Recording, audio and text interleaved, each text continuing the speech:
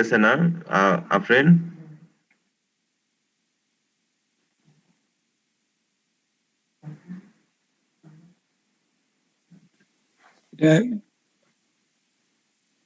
না এমনি আপনার আমি ই করে এখন এবার গেছে, এতক্ষণ তো আপনার নেয় নাই ইতে, ওই যে কি বলে, লিঙ্কটা স্ট্রিমিং করে অর্ধেক যাওয়া যায় না, এখন যাচ্ছে গেছে আর কি। তার মানে আমার মনে হয় লাইভ ওইটা থেকে অটো শুরু হয়ে যাবে। লাইভ কোন পাতায় যাচ্ছে? বাবার যে ইটা আছে, আমি লিঙ্কটা দিয়ে দিচ্ছি এখানে। আচ্ছা, না ঠিক আছে, আমি বাবার পেজে থেকে নিয়ে নেবো, তাহলে অসুবিধা নেই। জি জি, বাবার পেজে যাচ্ছে, অফিসিয়াল আচ্ছা, পেজে। Thank you.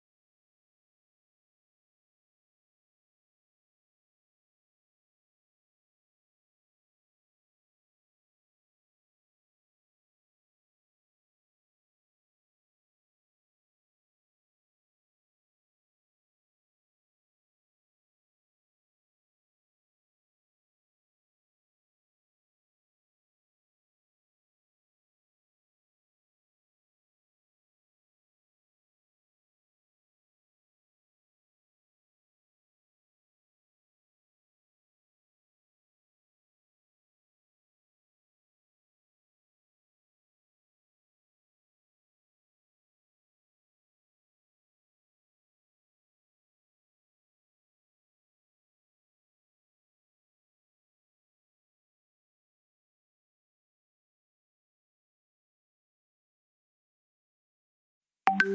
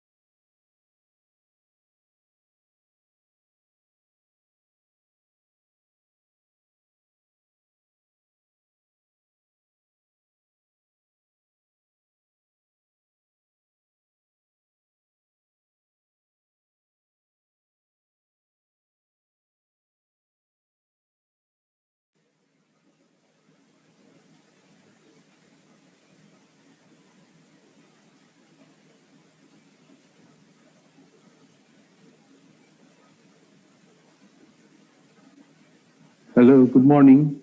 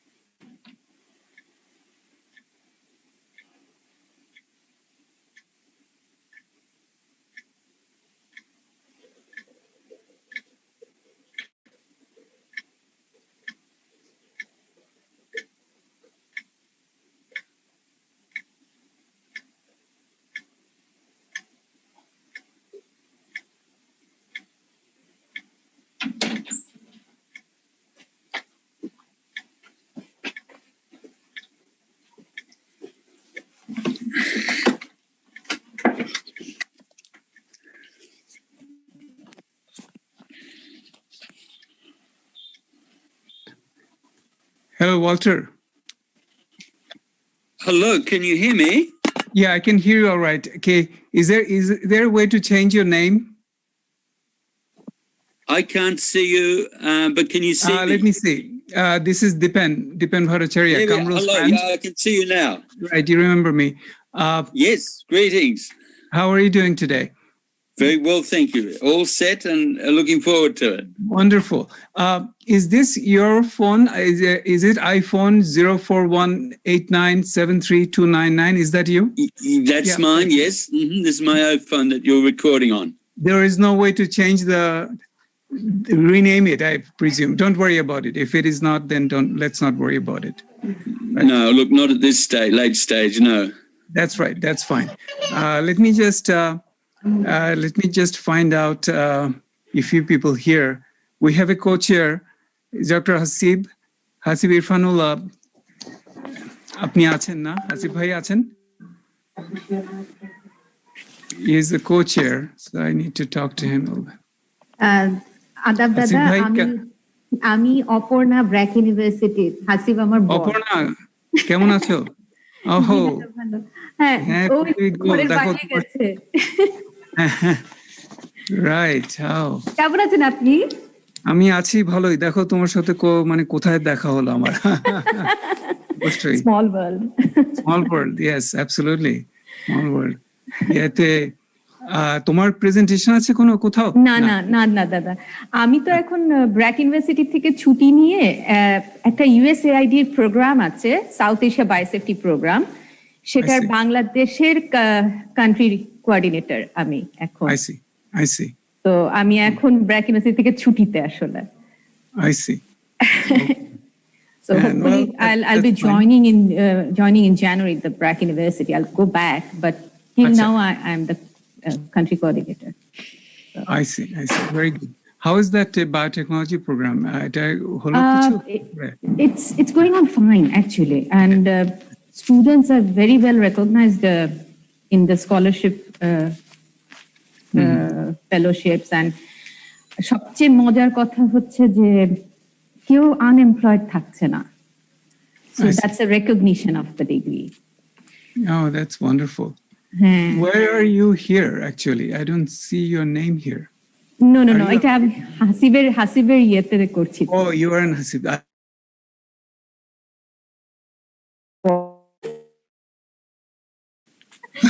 Hasib, how are you doing? Hasib, how are you doing? Good morning. Yeah. I have known Aparna since 2008, right? 2007 actually. 2007. Long time, right? 2007. She was my colleague for 1 year. আমরা একসাথে, সেই জন্য আর কি। ভালো আছেন? আছি মোটামুটি। আপনি তো কোচেয়ার। জি, আমি আপনার সাথে আছি। হ্যাঁ আছি। আমি দাদা যাই। হ্যাঁ, দেখা হবে। দেখো, তোমরা কোথায় থাকো? কোথায়? আমরা উত্তরায় থাকি। উত্তরে, আচ্ছা, রাইট, ওকে। দেখা হবে কোন একবার। আমি ঢাকায় ছিলাম এই ফেব্রুয়ারির সময়। আচ্ছা, তাহলে যোগাযোগ হবে। হ্যাঁ হবে, এই করোনা কাল কাটলেই যোগাযোগ হবে, আশা করি বাঁচবো আর কি। দেখা যাক। ভালো থেকো Aparna. Good to see you. হ্যাঁ, thank you. Bye by.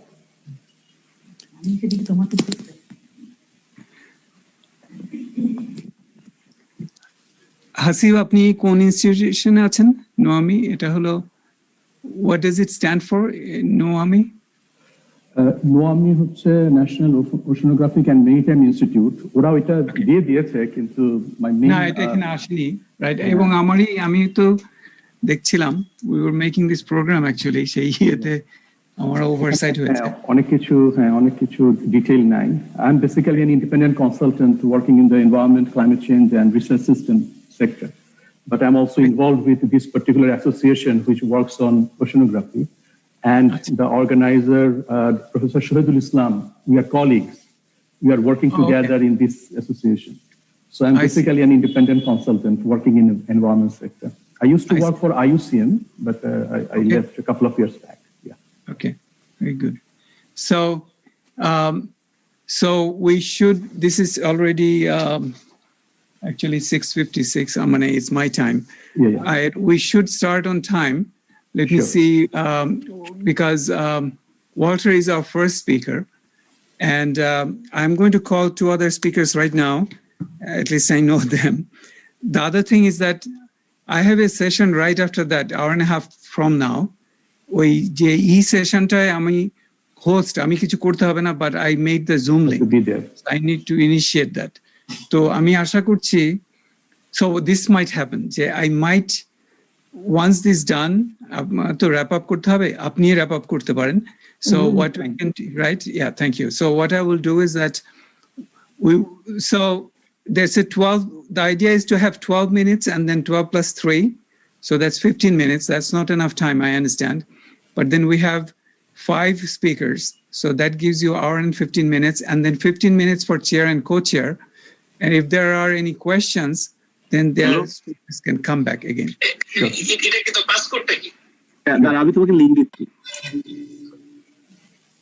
Okay, Shukumal is here.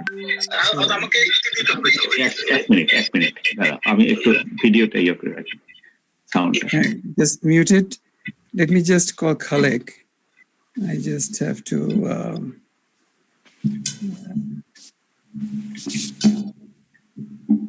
actually what happened, we were in California and then আমাদের to get up 4 a.m. in the morning, 4টা থেকে শুরু হয়েছে session. So that's আমার ধারণা খালেকও was মানে আর সময়ের করতে পারছে না যে কোন সময় আসতে হবে। তাই Yeah, I think he's here. Oh, here. Sorry, right. Khalek, এখনই তোমাকে ফোন করছিলাম. So we were trying to start this in time. আরেকটা হচ্ছে যে this would be live streamed on BAPA page and then we're going to share it on our page, right? So that's one thing.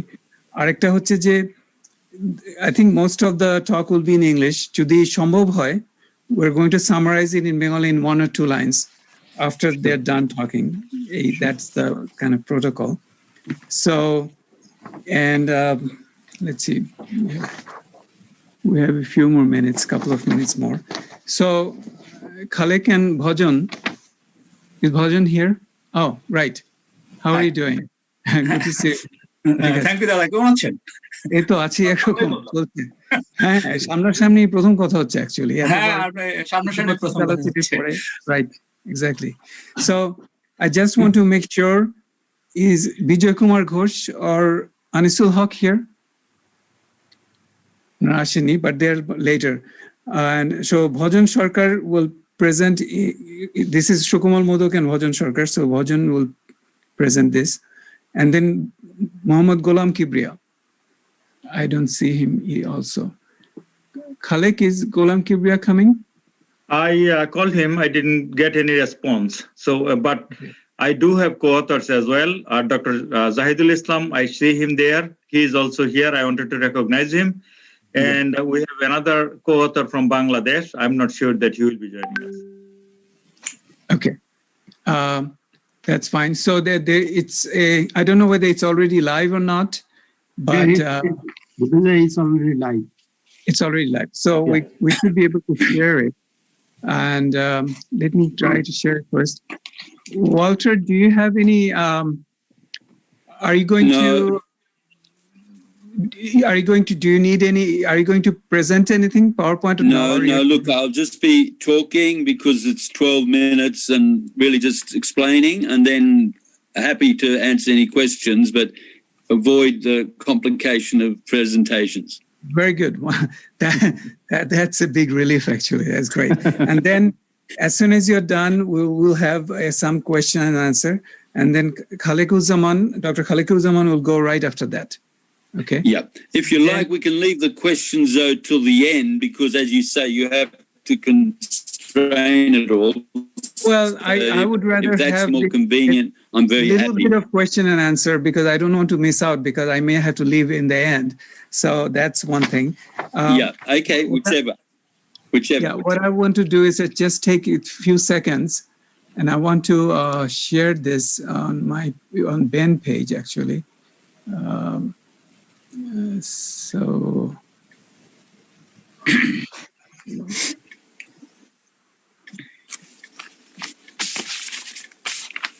So D3 is already on. Shows share. Khalek ভাই কেমন আছেন? হ্যাঁ ভালো ভাই, আপনি? এই তো মোটামুটি। Thank you for showing up. জি, কয়টা বাজে এখন আপনার এখানে? আমার এখানে তো রাত 10টা বাজে। 10টা না? মানে গত রাতে আমরা জেগেছি, আজকে আপনারা জাগবেন। এইভাবে আমরা আসলে স্কেডিউল করেছি এইবারের জিনিসটা আর কি, যেহেতু এবার আমরা ফিজিক্যালি বাংলাদেশে কেউ যাবো না, অনেক মানুষই নর্থ আমেরিকা এবং ইউরোপে, আমরা দেখেন না যে ইন বিটুইন বেশ 4-5 ঘন্টার গ্যাপ, এটা তো এমনিতে ফিজিক্যাল কনফারেন্সে থাকে না, ফিজিক্যাল কনফারেন্স টানা থাকে। এটা আমরা এইভাবেই করেছি এবার জুমের জন্য, যে অর্ধেক হবে আপনাদের ভালো সময়, অর্ধেক আমাদের ভালো সময়। না ঠিক আছে, সেটা সমতা ভিত্তিকই হওয়া উচিত।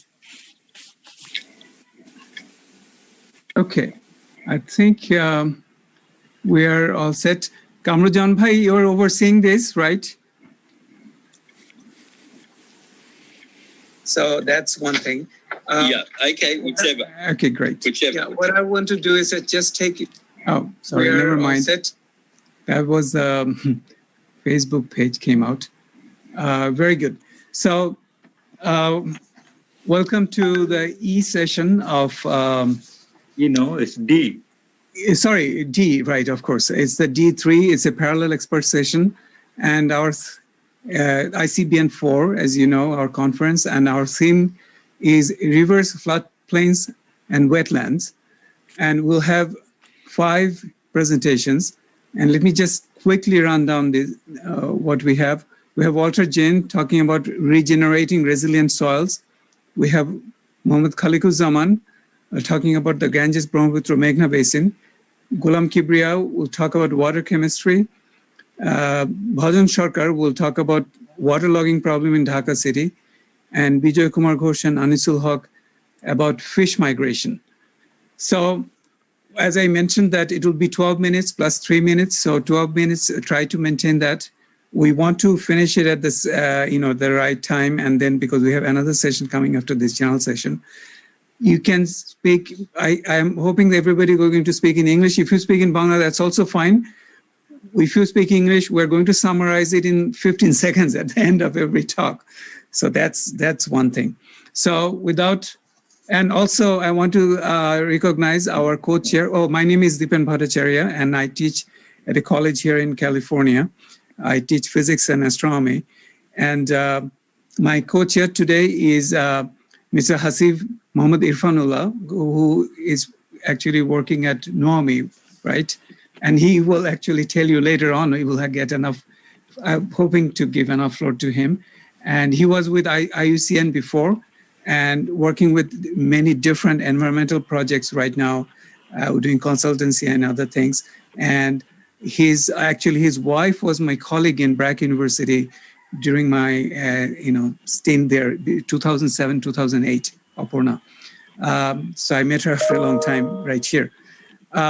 So without much ado, I'm going to give floor to Walter Jain. Let me just say, just take 30 seconds for about, if you just search Google, his name comes up because he's such a famous scientist. He's a retired scientist with a special background in soil microbiology and plant ecology. And he worked in Australia and all over the world, and also as a scientist at CSIRO, which is a premier Australian scientific institution, and he's retired from there. And he's been working on regenerating Australia's landscape and improving its agricultural and pastoral sectors. So, and I have seen Walter before, actually, through our Kamrul Bhai, actually, whom a lot of you know. Please, Walter, go ahead. Well, thank you very much, and good morning, everyone in Dhaka and globally from Canberra, Australia. And thank you so much for the opportunity to contribute to your conference. A bit of background, as you said, I'm a soil microbiologist, but for the last 15 years I've been retired, working with NGOs in Australia and increasingly globally.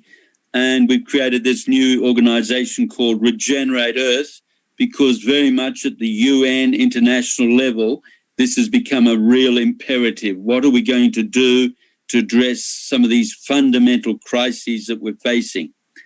And these crises all relate to basically climate, water security, food security, but particularly actually creating a habitat, an environment, a cooler environment where all these natural biological processes can continue to function. Without those, of course, we as a species are very much at risk. So it is really a fundamental imperative, and really hydrology and our topic of rivers and wetlands and managing water intelligently is actually the core of it. And actually, the take-home point for the talk is, yes, we have to regenerate the Earth's soil carbon sponge, its hydrology, and its natural cooling, because only that will give us a future, whether it's water, food, social stability, the UN Sustainable Development Goals. Okay, so that's the context of this discussion, but the message really is, the good news is, yes, there are natural, safe solutions that we can employ. Because in a sense, nature 420 million years ago created these biosystems, created the soils on which we depend, created the hydrology, and of course has progressively cooled the planet, even though the sun is intensifying. So nature actually has evolved some very sophisticated processes to manage it, and unfortunately we haven't been observing those and actually applying those, and now it's critically important that we do. And it all comes around actually soils. It all comes around from actually creating that mineral matrix, adding carbon to that mineral matrix, so you have a three-dimensional structure in soil that can infiltrate and retain and make available water. So it's rebuilding the Earth's soil carbon sponge, which is really the fundamental, the mechanism, and now humanity's only point of agency for rehydrating the landscape. And of course, if we can do that, we can actually meet all our water requirements, our food requirements. We can reverse some of the aridification of the 5 billion hectares of man-made desert and wasteland that we've created over the last 8,000 years. And in a sense, we can meet most of the United Nations Sustainability Development Goals through this regeneration of the biosphere, through this rehydration process. And so if that's the message, let's go into some of the detail in terms of climate. That's an overarching imperative for all of us. We at the moment under business as usual locked into a 4 degrees centigrade plus global warming. And basically we know that our biosystems won't be able to sustain that. They will actually collapse, whether it's through typhoons, floods, droughts, aridification, wildfires. So in a sense, we have to sort of make sure that this climate, as the IPC COP21 in 2015 clearly declared, we mustn't pass the 2 degrees centigrade threshold. And in fact, we've got to stay at 1.5 degrees or thereabouts if we can possibly do it. The other key message is that actually it's not CO2, which is a big thing to put into the world debate. It's not the CO2, it's a symptom of our land degradation, but it's actually the dangerous hydrological climate extremes that we've been identifying over the last 20 years, because these are the things that kill people and collapse biosystems. Okay, again, the floods, the cyclones, the droughts, the wildfires.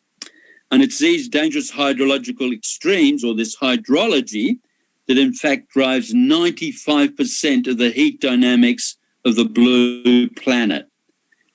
The CO2 component of the greenhouse effect drives 4% of that heat dynamics. So really, it's not just here as hydrological impacts that are so consequential, but also as a point of leverage, as a point of action, they are 20 times more powerful and now our only means to safely cool the planet. Now, we won't go into all the physics in these couple of minutes we've got, but leave it to say that, yes, we can safely, naturally cool regions and the planet. I live in a case study called Canberra, which 100 years ago was a pretty degraded, arid environment.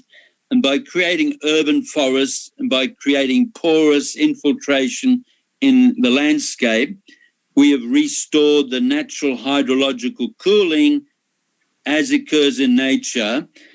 And we are getting now temperatures on a hot summer's day, 40 degrees centigrade, that are 12 degrees cooler in the green habitat, vegetated environments compared to the concrete controls, the bare, dry concrete controls next door. And that's been replicated and documented all over the planet in terms of the urban heat island effect, but also the power of vegetation through latent heat fluxes to keep the planet cooler.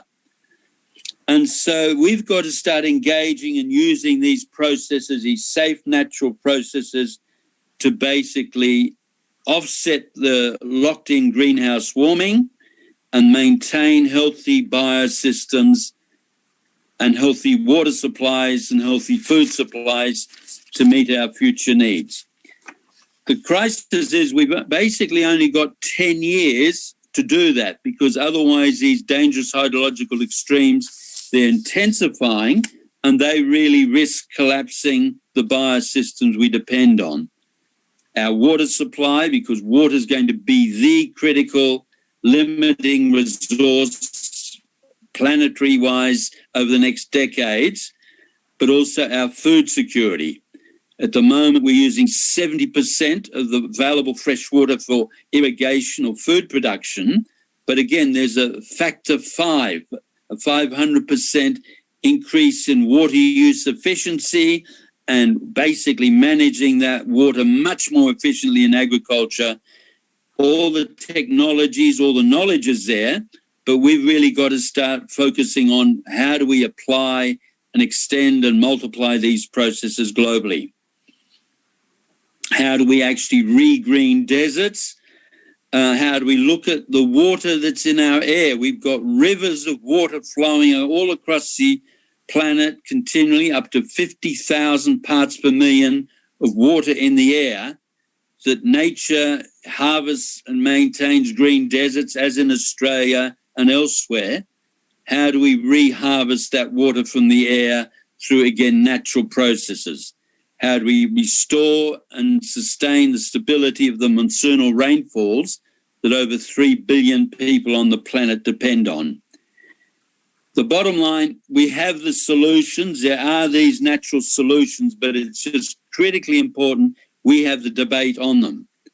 We have innovative farmers all over the world that are drawing down up to 10 tons of carbon per hectare per annum back into their soils to help rebuild the sponge. We've done the analysis. The data is very clear, substantiated. We can draw down 20 billion tons of carbon annually, globally, to actually get to negative net emissions.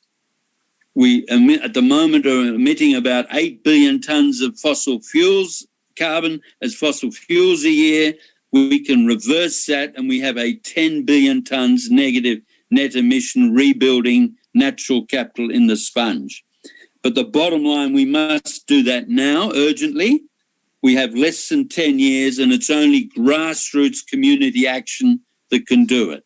And so this call through BAPA and the whole regenerative movement is how do we empower grassroots action, farmers, communities everywhere to say, look, let's stop talking about it. We've had 50 years of talking about climate change. Let's start now actively cooling. We can do it. There's wonderful natural safe solutions, and we can be assured that nature will use those solutions. The only question is, will we help her do it, or will we extinct ourselves and leave it to nature to do it after we're gone? So I'd like to finish there, thanks, because that's close to 15 minutes, 12 minutes, and then leave any questions. Well, actually, you have finished quite a bit early. You had another It's actually 2 more minutes. But 2 more minutes. Okay. that's okay. I think that we go to ask you a couple of questions. So let me open up the floor. Please go ahead and ask, Dr. Jain, anything that you guys have to. Go ahead, please. I will take the first shot. Oh, yeah, just give me a second. Yes, Mr. Hasib, you can actually tell them, 2 minutes warning would be good. This time we didn't need it, of course, so Yeah. please go ahead. Yeah, go ahead. Go ahead, Dr. Khalikuzuman, right. Okay. Hello, Dr. Walter. Hello. You have very interesting idea. I just wanted to ask you a couple of questions. You mentioned that we got only 10 years to address this. That seems pretty extreme. That what's in 10 years, obviously needle is not going to move. So does it mean that it's a doomsday scenario? Second is you talk about 4-degree, global warming. So are you really thinking about RCP 8.5 scenario, meaning nothing will be done in between? 4 degrees is way too much. Okay, well, certainly I am taking that, yes, business as usual scenario. Yes. I agree we have to do things it's untenable 4 degrees. So we're really making the point that's untenable. We have to get below 2 degrees, no question. As far as the urgency, yes, I think this is a danger. It was exposed in the Jochen Schellenhuber and the Hadley reports back early in the century, that really these hydrological extremes are happening and intensifying now. And we in Australia, for example, have had wildfires that have literally burnt millions of hectares, and with that are collapsing biosystems and futures. So I agree, the CO2 scenario keeps on going for 100 years.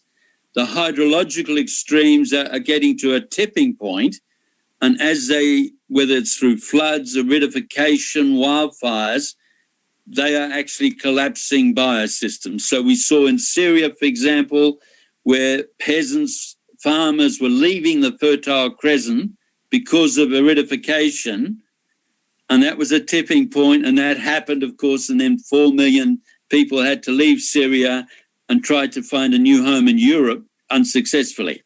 So these are the sort of social instability, crises tipping point that the UN is very much aware of.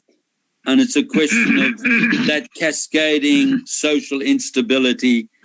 And obviously, hopefully, we can address things. I'm not saying that we just sit there for 10 years, but we must act now urgently through grassroots activity, because if we keep it business as usual for another decade, then actually we will lose a lot. Thank you. Thank you. We have one more question. Please go ahead, Zahidul Islam. Please go ahead. So thank you very much, Dr. Zen. I don't know whether I pronounce it correctly, but so I'm from Canada. And here, we talk a lot about carbon storage and, carbon capture and storage, CCS. Yes. My question is, I'm not that much familiar with the carbon sponge that you just presented, but I'm just curious at how the policymaker in Australia, they are taking this idea in their mitigation. Look, absolutely critical question. 10 years ago, we very much were leading the world in a carbon accounting, carbon tax sort of policy environment. But what we're trying to make the point is it's not the accounting of carbon. The critical thing is to get the carbon into the soil to rehydrate the landscape, to create the sponge, which enables you to infiltrate, retain, and make available water for biosystems. So I'm afraid we globally have gone very much into a financial accounting model to say how much carbon can we not emit or to draw down. But really, the power of carbon and the imperative is to rebuild that hydrology. Because otherwise, we're going to be basically saying, yeah, we've got a wonderful carbon account, but the biosystems are still crashing. Good question is, yes, I agree. Thank you for clarification. Thanks so much.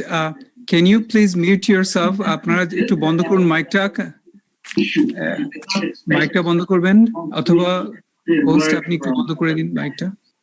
There, if I say that if we have to focus on some areas.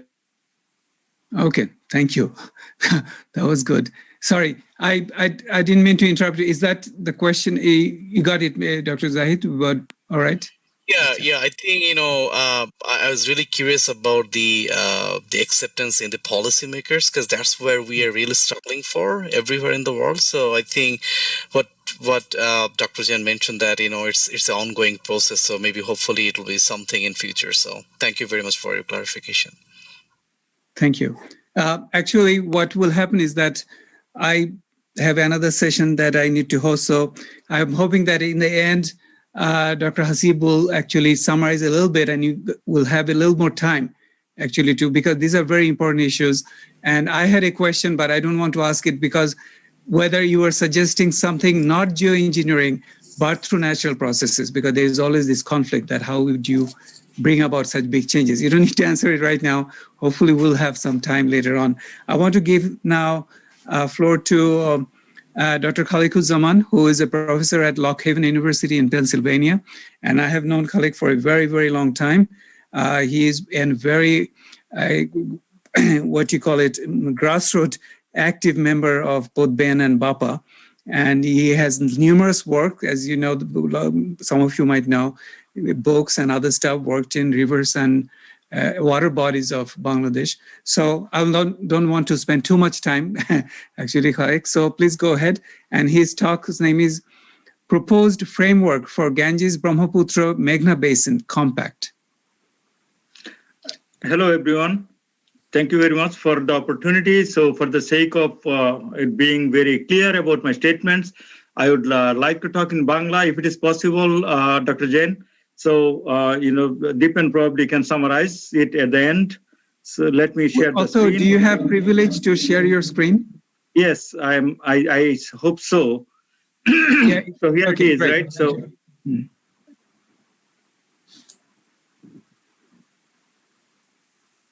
So as you mentioned, it's all about hydrology, Jane. So it's all about hydrology, it's all about water. But this time, I'm going to talk about water in the Ganges, Brahmaputra, and Meghna basins, in the South Asian subcontinent, in the Indian subcontinent. So let me just, why is not going into the... We can see it. It's okay. Presentation mode. No, I'm trying to get it to the presentation mode. Yeah, I understand. We can see it there, but it looks like it's loading. So in the meanwhile, I'll say that it was a good start yesterday. As all of you know, there were quite a bit of discussion in the opening session. In the opening session of the BAPA-BEN conference about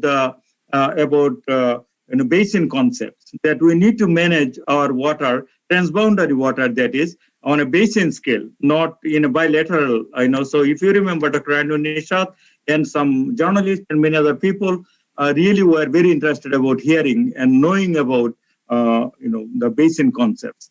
So as I said, that I have two co-authors. Dr. Zahidul Islam is attending with us here from Canada, and Kaji Saidur Rahman, who is in Bangladesh working for ORPO. It's a governmental organization. So this is really the framework or the outline of my talk. As I mentioned, since the GBM basins, in short, is called Ganges, Brahmaputra, Meghna basins, we do have 54 rivers that we share with India, Bangladesh, and other countries like Nepal and China. However, we have only one treaty out of the 54 on the Ganges.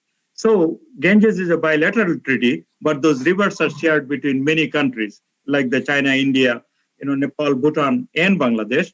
So since our goal is to come up with a new framework for a basin scale compact, and compact, I'll mention what compact is as opposed to a treaty. Compact is more of a comprehensive idea of integrated water resources management. So since we have only an experience about a bilateral treaty in our subcontinent, we will use that Ganges Treaty as an example to show you why bilateral treaties are not such a good idea, are not working very well, and why a compact, basin scale compact would be a better idea. So here, as you know, this I will not spend too much time here. This is the Ganges Basin here. Brahmaputra basin here shown in pink, and the greenish is the Meghna basin. Together it's called GBM basin. It's a huge basins together. It supports about 10% of the world population, Walter. So that is true, 10% of the world population, close to 700 million people we are talking about. So right now we have just a treaty about the Ganges River only. You can see there are many other rivers. So our proposal is to come up with a combined, basins. It is more scientific, it's more logical, and that's what is done, hydrologically and scientifically throughout the world, as we'll show. So যেটা বলতে চাচ্ছি যে আমাদের এই যে গঙ্গা ব্রহ্মপুত্র অববাহিকাতে যদিও 54টা নদী মাত্র একটা নদীতে আপনারা জানেন যে আমাদের একটা চুক্তি আছে গঙ্গা চুক্তি ভারতের সাথে। তো সেই চুক্তিটার অনেক ইতিহাস আছে, এখানে ক্রোনোলজিটা দেওয়া আছে। আমি সংক্ষেপে বলবো 1975 সনে গঙ্গা ফারাক্কা যখন চালু হয়, তারপরে বঙ্গবন্ধু সেটা কয়েকদিনের জন্য পারমিশন দিয়েছিলেন যে ইন্ডিয়ান যে ডাইভারশন ক্যানাল, যে ফারাক্কা পয়েন্ট থেকে পানি টেনে নিয়ে হুগলিতে ফেলবে, তারপরেও সেটা কয়েকদিনের জন্য পারমিশন থাকলেও পরে এটা কন্টিনিউ করে অনেকদিন। তার ফলশ্রুতিতে বাংলাদেশের অবজেকশনের ফলে 1977-এ একটা ইন্ডিয়ার সাথে একটা চুক্তি হয়। তারপরে 83 এবং 88 সালে একটা মেমোরেন্ডাম অফ আন্ডারস্ট্যান্ডিং হয়। এটা চুক্তি না, এটা এক ধরনের কন্টিনিউয়েশন। তারপরে সবচেয়ে বড় 30 বছর মেয়াদী চুক্তি হয়েছে 1996 সনে, গঙ্গা চুক্তি। এটা 8-6 বছর পরে শেষ হয়ে যাবে। So the existing treaty is going to expire in 6 years. It's a 30-year bilateral chukti, agreement that we have with India. So here, সংক্ষিপ্ত ভাবে আমি দেখাচ্ছি যে ফারাক্কা বাঁধের আগে এভারেজ ফ্লো গঙ্গা নদীতে কত ছিল, মানে আমাদের দেশে পদ্মা নদীতে। এটা দেখতে পাচ্ছেন এখানে মোরলেস 90,000 cubic হচ্ছে cubic feet per second. It used to be before that barrage, Farakka barrage, average, that is. After the barrage, you can see such a huge drop. All of us in Bangladesh already are familiar with it. These are all published data. That is, after the drop, I mean, it's close to now only average, that is, slightly more, 40,000. So, 30 বছরের যে গঙ্গা চুক্তি ভারতের সাথে, এটা কিছু একটা ফর্মুলার মাধ্যমে সেই চুক্তিটা করা হয়েছে যে ফারাক্কা পয়েন্টে যদি পানির প্রবাহের পরিমাণ 70,000 কিউসেকের নিচে থাকে, তাহলে সেই পানিটা দুই ভাগে ভাগ করা হবে, অর্ধেক অর্ধেক করে। যদি 70 থেকে 75,000 কিউসেক হয়, তাহলে আসলে আমরা পাবো হচ্ছে 35,000 কিউসেক, মানে বাংলাদেশ, আর বাকিটা যাবে হচ্ছে ইন্ডিয়াতে। এবং যখন পানি অনেক বেশি হয়ে যাবে, মানে গঙ্গা নদীতে অথবা পদ্মাতে 75,000 কিউসেকের বেশি, তখন ভারত পাবে হচ্ছে 40,000 কিউসেক, বাকি যেটা থাকে সেটা পাবে বাংলাদেশ। 40,000-এর ব্যাপারে একটা কথা বলে রাখি, that is the maximum capacity of the diversion canal. So India cannot even take more than 40,000 cubic from the Ganges, if even they want to. So that is kind of sets the upper limit. So the remaining so here, this is a very important diagram. We are showing the Ganges treaty, 30-year treaty, was based on what we call indicative flow. Indicative flow হচ্ছে যেটা ধারণা প্রসূত যে 1948 সন থেকে 1988 সনের ফারাক্কা পয়েন্টে কত পানি আসতো সারা বছর ধরে, সেটার উপর আন্দাজ করে নিয়ে ইন্ডিয়া এগ্রি করেছে যে জানুয়ারি মাসে বাংলাদেশ এই পরিমাণ পানি পাবে, ফেব্রুয়ারিতে এই পরিমাণ। আরেকটা জিনিস বলে রাখি, আমাদের যে চুক্তিটা, গঙ্গা চুক্তিটা কিন্তু 5 মাসের জন্য, জানুয়ারি, ফেব্রুয়ারি, মার্চ, এপ্রিল, মে, প্রত্যেকটা মাসকে 3 ভাগে ভাগ করা, 10 দিন করে। 5 মাসে 15টা সেগমেন্টে পানি ভাগ করা হয়, এবং সেটা হচ্ছে এক একটা সেগমেন্টের একটা ফর্মুলা। লাল রেখাটা যেটা, এইটা হচ্ছে যে এগ্রিমেন্ট হয়েছে যে এই পরিমাণ পানি প্রতি 10 দিনে বাংলাদেশের জন্য ছাড়া হবে। আর যে ছোট চিকন লাইনগুলি দেখা যাচ্ছে উপরে এবং নিচে, এগুলি হচ্ছে গত 20 বছরে আমাদের কত পরিমাণ অ্যাকচুয়ালি আমরা পানি পেয়েছি, সেটা ছিল চুক্তি অনুযায়ী লাল রেখা। আপনারা দেখতে পাচ্ছেন অনেক সময় আমরা চুক্তির থেকে যে এরকম এগ্রিমেন্ট ছিল ইন্ডিকেটিভ ফ্লোর ভিত্তিতে, ইন্ডিকেটিভ মানে যেটা হতে পারে, তার থেকে অনেক কোম্পানি বাংলাদেশ পেয়েছে। আবার কিছু কিছু বছর দেখতেই পাচ্ছেন যে বাংলাদেশ চুক্তির থেকেও বেশি পানি পেয়েছে। তাহলে আপনারা বলতে পারেন চুক্তির থেকে বেশি পানি পেয়েছে কোনো সময় কম, তাহলে সমস্যাটা কোথায়? সমস্যাটা এখানে যে বেশি পানি যখন পেয়েছে যে বছরগুলিতে, এগুলো একটু আগে আমি যেটা বললাম 40,000 কিউসেক হচ্ছে ইন্ডিয়ার আপার ক্যাপাসিটি, 40,000-এর বেশি তারা টানতেই পারে না। তার উপর দিয়ে যখন বেশি পানি চলে আসে গঙ্গায়, সেটা উপচিয়ে বাংলাদেশে চলে আসে। এটা হচ্ছে বাড়তি পানিটা। কিন্তু আমাদের বাড়তি পানির থেকে যতটা না প্রয়োজন, তার থেকে হলো আমাদের চুক্তি অনুযায়ী পানিটা বেশি প্রয়োজন। এটা হচ্ছে মূল কথাটা আর কি। সেখানে আমরা অনেক কম অনেক সময় পাচ্ছি, এবং এই ডেটাগুলি গভর্নমেন্টের যে জেআরসি, জয়েন্ট রিভার কমিশনের সাইট থেকে পাওয়া যায়। আরেকটা ব্যাপার হচ্ছে, এখানে হচ্ছে আমাদের ফারাক্কা ব্যারেজ, এখানে হচ্ছে বাংলাদেশে হার্ডিংস ব্রিজ। ফারাক্কাতে পানি ছেড়ে দিলে হার্ডিংস ব্রিজে মেপে নেওয়া হয়, কিন্তু হার্ডিংস ব্রিজটা যেহেতু ফারাক্কা ডাউন স্ট্রিমে, হাইড্রোলজির নিয়ম অনুযায়ী এখানে যত পানি আমাদের জন্য ছাড়ে মানে চুক্তি অনুযায়ী, by the time it comes to Hardinge's bridge আমরা আরো বেশি পানি পাওয়ার কথা, কারণ যে গ্রাউন্ড ওয়াটার যে বেস ফ্লো এখানে অ্যাড হয়, প্লাস মহানন্দা নদী কিছু পানি এসে যোগ করে। তাহলে এভারেজে এই যে অতীতে 1949 থেকে 74-এ মহানন্দা নদীতে 16% মতো বেশি পানি যোগ হতো আর কি। যোগ হওয়ার পরে ফারাক্কা যত পানি ছাড়া হতো আমাদের জন্য, আমরা তার থেকে গড়ে 16% বেশি পানি পেতাম অতীতে, ওই যে ফারাক্কা বাঁধের আগে। ফারাক্কা বাঁধ হওয়ার পরে সে পরিমাণটা দেখতেই পাচ্ছেন কমে গেছে। হ্যাঁ, কিন্তু এটা কথা হচ্ছে যে এটা কেন হচ্ছে এটা বোঝাটা খুব কঠিন, কারণ ফারাক্কাতে যে পানিটা ছেড়ে দেওয়া হয় আমাদের জন্য, এই পানিটা আমাদের হার্ডিংস ব্রিজে মাপা উচিত, বরং আরো বেশি, যেটা আমি বললাম। কিন্তু দেখা যাচ্ছে সেই পানিটা তো পাওয়া যায়ই না, আরো কমে যায়, এবং মহানন্দা পানি সাপ্লাই দেওয়ার পরেও পানি মাঝে মধ্যে কমে যায়। সেটা বড় রহস্য, পানিটা কোথায় যায় তাহলে? ফারাক্কাতে ছাড়ার পরে এই পানি কি আরো উইথড্র করে নিয়ে যায় ভারত তাদের কাজের জন্য ইন বিটুইন এই জায়গাটাতে, নাকি মহানন্দাতে পানি উইথড্র করে নিয়ে যায়? এটা ঠিক সঠিকভাবে জানা নেই।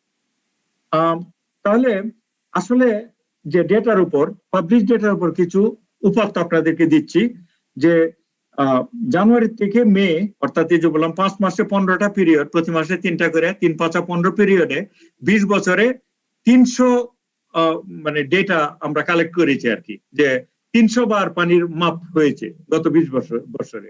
300 বারের মধ্যে 94 বার বাংলাদেশ কোম্পানি পেয়েছে, মানে চুক্তি অনুযায়ী, অর্থাৎ 31% কম সময় বাংলাদেশ চুক্তি অনুযায়ী কোম্পানি পেয়েছে। তাহলে এর মধ্যে আবার যে ক্রিটিক্যাল পিরিয়ড আছে চুক্তিটার মধ্যে, অর্থাৎ মার্চ থেকে মে সময়টা ক্রিটিক্যাল ধরা হয়, ওই সময়ে আমাদের 6টা পিরিয়ড আছে আর কি, অর্থাৎ 15টা সেগমেন্টের মধ্যে 6টা পরে ক্রিটিক্যাল পিরিয়ডে। সেই ক্রিটিক্যাল পিরিয়ডটা হচ্ছে সবচেয়ে প্রয়োজনীয় সময় বাংলাদেশের জন্য। সেই সময়টাতে বরং বাংলাদেশ আরো কোম্পানি পেয়েছে, 43%। তারপরে হচ্ছে যে গ্যারান্টিড একটা পিরিয়ড আছে, যে পানি যদি অসম্ভব কমে যায় বাংলাদেশে, মানে ইয়াতে ফারাক্কা পয়েন্টে, তাহলে একবার ইন্ডিয়া বেশি নেবে, একবার বাংলাদেশ কম নেবে, এটাকে আর কি অল্টারনেটিভ বলা হয়। এই সময়টাতেও দেখা যাচ্ছে যে আমরা 65% টাইম সময়ে আমরা কোম্পানি পেয়েছি, চুক্তি থাকার পরেও কিন্তু ব্যাপারগুলো ঘটেছে, এবং এগুলি সরকারি উপাত্ত অনুযায়ী। কেন হচ্ছে এরকমটা? অনেকগুলো কারণ আছে, অনেক ডিটেলসে নাকি আমরা বলি যে এটা যখন চুক্তিটা করা হয়েছিল কত পানি আসলে পাওয়া যেতে পারে ফারাক্কা পয়েন্টে, এটা নিয়ে মনে হয় খুব ভালো সায়েন্টিফিক স্টাডি হয়নি। এটা আবার আমরা বড় করে স্টাডি করে নিয়ে পরবর্তীতে চুক্তি করা হোক, কিন্তু সেই চুক্তিটা আমরা দ্বিপক্ষীয় চাচ্ছি না, আমরা চাচ্ছি সর্বপক্ষীয়, এবং গঙ্গা বেসিনের জন্য, ব্রহ্মপুত্র বেসিনের জন্য, কন্টেন্ট সায়েন্টিফিক ওয়ে। তাহলে আরো কিছু ব্যাপার রয়ে গেছে, যে যেটা বললাম ইনএডিকুয়েট প্রোটেকশন, মানে ফারাক্কা এবং হার্ডিংস ব্রিজের মধ্যে কি ঘটে এটার সম্বন্ধে চুক্তিতে কিছু লেখা নেই। লেখা আছে 200 কিউসেক ইন্ডিয়া ইচ্ছা করলে নিতে পারবে, কিন্তু আমাদের হিসাব দেখা যাচ্ছে তার থেকেও বেশি পানি কমে যায় হার্ডিংসে আসতে আসতে। আর যে পানিটা যে এনভায়রনমেন্টাল একটা রোল আছে নদীগুলির, সেটা সেই চুক্তিতে কোথাও উল্লেখ নেই। আমরা চাই যে কম্প্যাক্ট এইসব ব্যাপার থাকুক, পানিটা শুধু একটা ইয়ে না আর কি, ওয়াটার পাইপলাইন না, এটার অনেক ইকোলজিক্যাল ফাংশন আছে, সেটা হচ্ছে ব্যাপার। তাহলে কম্প্যাক্টের আইডিয়াটা কি, যেটা আমরা প্রপোজ করছি? কম্প্যাক্টের আইডিয়াটা এখানে অনেক কথা লেখা আছে, আমি বলি এটা অনেকটা এরকম। ব্রহ্মপুত্র অববাহিকাটাকে আপনি যদি মনে করেন একটা অঞ্চল, এটা আমি দেখিয়েছি, এটাকে কল্পনা করেন যেখানে কোনো বাউন্ডারি নেই, দেশের বাউন্ডারি নেই, ভারতও নেই, নেপালও নেই, ভুটানও নেই, অর্থাৎ এটা একটা প্রাকৃতিক একটা ইউনিট আর কি, প্রাকৃতিক ভাবে এই অঞ্চলটা চলছে। তাহলে যেভাবে আমাদের সম্পদটাকে রক্ষা করার কথা ছিল, সেইভাবে যে রক্ষা করার যে একটা পরিকল্পনা, এটা কি বলে কম্প্যাক্ট। অর্থাৎ শুধু পানি আমরা ম্যানেজ করব না, এর সাথে সাথে পানির কোয়ালিটি ম্যানেজ করব, পলি যে কি পরিমাণ আসবে, কি পরিমাণ থেকে যাবে, সেগুলি আমরা যৌথভাবে ম্যানেজ করব। তারপরে হচ্ছে ইকোলজিক্যাল রোল যে নদীর, এগুলি আমরা ম্যানেজ করব। তারপরে হচ্ছে ইরিগেশনের জন্য, বিদ্যুৎ উৎপাদনের জন্য, সমস্ত ব্যাপারে যে পানি, নদী, পলি সমস্ত কিছুই যৌথভাবে সায়েন্টিফিক ওয়েতে ম্যানেজ করার যে উদ্যোগ আমরা নিব সেটা। খালেককে র্যাপ আপ করতে হবে। ও আচ্ছা আচ্ছা, তাহলে এটা কেন করবে ইন্ডিয়া, কেন করবে? এর কারণটা হচ্ছে যে অনেকগুলো ইন্টারন্যাশনাল ল আছে এসব ব্যাপারে, যে ইউএন ল থেকে শুরু করে এমনকি ভারতের অনেকগুলো যে ফিলোসফিক্যাল স্ট্যান্ডিং, যেমন হিন্দু ইকো থিওলজি, তারপর অনেক কিছু আছে, হার্ট সূত্রা, কনফুসিয়ান প্রিন্সিপাল, তারা সবাই বলে যে আমাদের আর কি মিলেমিশে প্রতিবেশীদের সাথে চলতে হবে। তাহলে এই দর্শনটা আমাদের অঞ্চলে আছে সায়েন্সের বাইরে গিয়েও। তাহলে যে রিসোর্স গুলি আমরা যদি একসাথে ম্যানেজ করতে পারি, তাহলে ইরিগেশন, ফুড সিকিউরিটি থেকে শুরু করে যে শুকনো মৌসুমে পানির সাপ্লাই সবকিছু আমরা আরো বাড়াতে পারবো। তা আমি কি প্রপোজ করছি, আমরা প্রপোজ করছি বাংলাদেশকে এই স্টেপগুলি নেওয়া দরকার। স্টেপগুলি হলো বাংলাদেশের কি পরিমাণ পানি আসে যায়, এটা আমরা চাই যে পুরো জিনিসটা পাবলিশ করো, সারাক্ষণ এটা আমরা যাতে সায়েন্টিস্টরা দেখতে পারবে। এটা দুনিয়াতে হয় ইউএসজিএস এর গেজিং স্টেশন আছে, সেটা আমরা 10 দিন পর পর দেখতে চাই না, সারাক্ষণ দেখতে চাই। তারপরে আমরা চাই যে 6 বছর আগে নেগোসিয়েশন শুরু হোক ইন্ডিয়ার সাথে, এবং প্রপোজ করা হোক যে আমরা এই প্রপোজালে আমরা অন্যান্য দেশকে নিয়ে আসতে চাই, কারণ এটি হচ্ছে right way to do things. এটা কোনো শত্রুতার ব্যাপার না। আমরা মনে করি এর মাধ্যমেই আমরা দেখেছি দ্বিপক্ষীয় জিনিসটা খুব কাজ করছে না। নেপালে পানি কি করে এটা আমরা জানি না, ভুটানে কি করে তাতে আমাদের সমস্যা হচ্ছে এগুলি বলে। তারপরে আমি যেটা বলি যে তৃতীয় পক্ষকে আমরা ইনভলভ করতে চাই, যেমন ওয়ার্ল্ড ব্যাংক কিংবা সাউথ এশিয়ান ওয়াটার ইনিশিয়েটিভ বলে একটা জিনিস আছে, তাদেরকে আমরা নেগোসিয়েশনতে প্রাইমারিলি একটা পার্টি হিসেবে রাখতে চাই। আমরা চাই যে কমপ্লেক্টটা সেটেল হোক সবার সাথে, এবং সমস্ত নদীগুলির জন্য হোক, শুধু গঙ্গা, পদ্মা, ব্রহ্মপুত্র না। এবং এটাও আমরা চাই যে ডিসপিউট ম্যানেজমেন্টের জন্য, ডিসপিউট রেজলিউশনের জন্য যে ইউএন যে পানি যে জাতিসংঘের পানি প্রবাহ যে কনভেনশন 1997, এটা আমাদের বাংলাদেশ সহ সমস্ত দেশগুলো এটাকে সিগনেচার করুক, শুধুই হচ্ছে রেজলিউশন, কনফ্লিক্ট রেজলিউশনের জন্য, এটা কোনো বৈরিতার জন্য না, যাতে আমরা মেনে নেব তৃতীয় পক্ষেরটা। Thank you very much. এই হচ্ছে আমাদের 3 জন, আমাদের এখানে কন্ট্যাক্ট ইনফরমেশন আছে। ধন্যবাদ সবাইকে। অনেক ধন্যবাদ ডক্টর খালেকুজ্জামানকে। এখন স্লাইডটা, স্ক্রিন শেয়ারটা বন্ধ করছি। Stop the screen share, go ahead, stop that. ও না, sorry. Yeah. Okay, I got it. Thank you. Actually, hopefully we'll get some time at the end. We'll move on এই মুহূর্তে আর কি। This is very interesting point, especially with the framework at the very end, what he showed. This is a step-by-step process. And we know it's a long-standing problem, of course.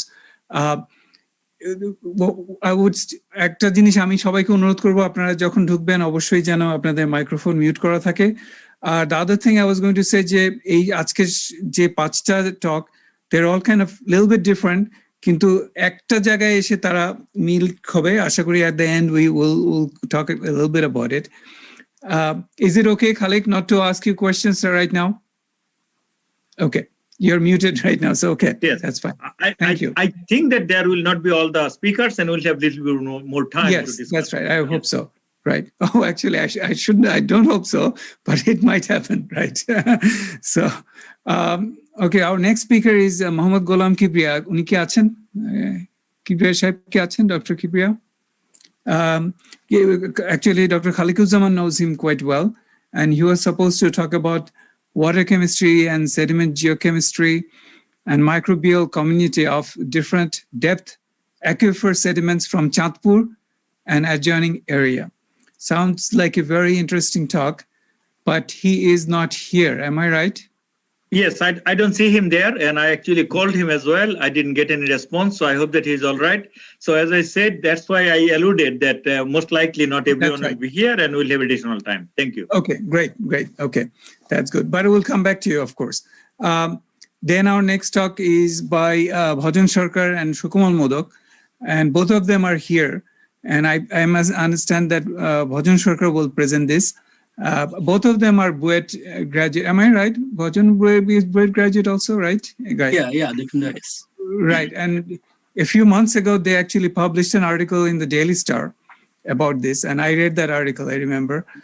So their title Prothom Alo. But wasn't there also an English article somewhere?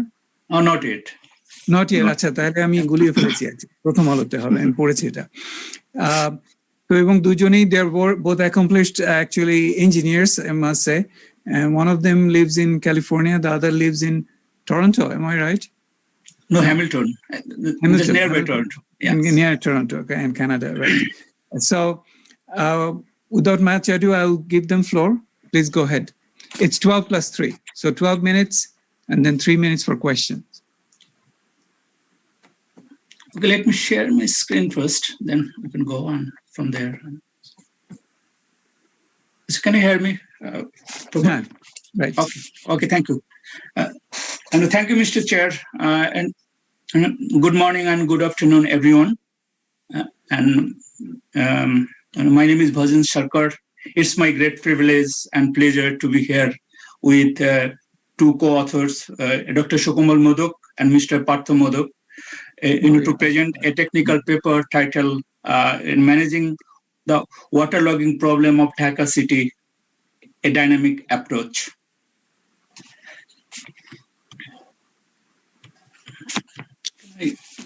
How can I share this?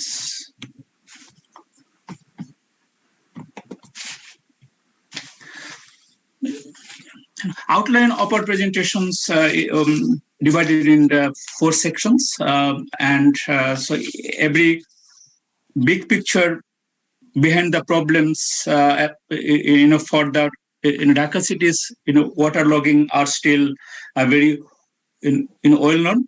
It is stagnant water on the streets, traffic jam, paralyze the entire city, pain, immense sufferings, damaged infrastructures, economic losses, human sufferings, and many more, and many more, and many more, and many more.